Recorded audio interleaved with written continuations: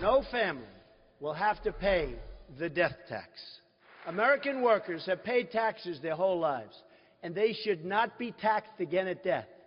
It's just plain wrong. And then there's the estate tax, which Trump wants to eliminate altogether. That alone would save the Trump family $4 billion. Hillary Clinton vowing to increase the death tax, Donald Trump vowing to eliminate it. My political power panel with me now, Democratic strategist Jessica Tarlov, Independent Women's Forum Sabrina Schaeffer, and Conservative Radio Gina Loudon. With me now, welcome one and all. Jessica, as our Democratic voice, so what is your opinion? Some people say it's not fair. You build a business, you become a millionaire, you have already paid taxes on this money. Yeah. You want to leave it to your family, and then the government is going to tax you again. I understand. In your death. In your death, yes. Well, at least you don't have to be around to watch it. No, I totally understand the concerns here, and I think that, Hillary Clinton even lowering the bar for where this should kick in, I think it was at $3.5 million. It's certainly a large amount of money if you look at what the average American earns, but that's not just Wall Street money. That's a farmer in Iowa who's built a successful small business. What I would say, though, is that with Donald Trump and the way that his plan is constructed, it does seem like he was just principally concerned with helping himself and those of his ilk out. Kind of when you think about that they're going to save $4 billion there, and then he's also not taking into account that the Congressional Budget Office said that this is going to cost us $270 billion over 10 years. And we already know that Trump's plan, from the appraisals that we've seen so far, and we know there are more to come, is going to add about $10 trillion to the deficit. So it's complicated here. I understand the theory, but again, Trump's always looking out for Trump, and that's my problem here. So, Gina, what about this idea that no one in this country, and I'm more or less paraphrasing Democratic Senator Elizabeth Warren, no one in this country who has gotten rich on their own, the essence of if you build something here, somehow the government, you owe the government something for being able to build something here.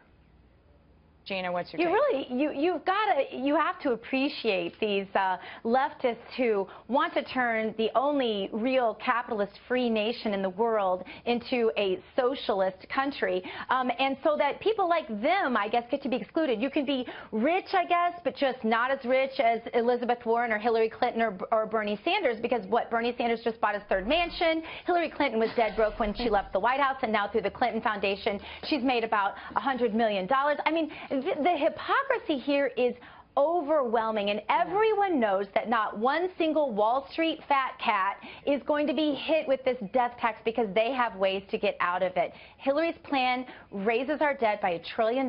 This is a big problem. By $1 trillion? Let's talk about how much Donald Trump is raising your debt. That's what I find so interesting. You want to rail about what she's doing. Talk about what he's doing, Gina. Be fair.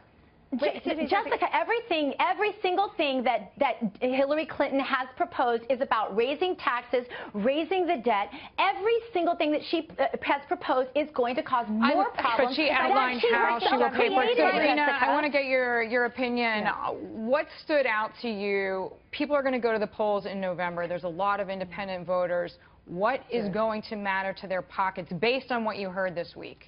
Yeah, I'm not always a huge fan of Donald Trump's, but this is one time where he was right on with his message. The fact is the estate tax affects a very small number of Americans, but people are overwhelmingly opposed to it. In fact, in 2015, Fox News did a poll, and 71% of Americans were opposed to raising the death tax. The following year, another 54% said it should not go higher. People see this as unfair, and that's what it comes down to, is perceptions of fairness and the perception that you have an equal opportunity to achieve that success that Donald Trump has reached and that many others in America have. And so this is all about not the dollars and cents so much as people figuring out, will I have an opportunity to build something? Should I be investing and saving? And will I be able to contribute to the sort of economic growth of this country?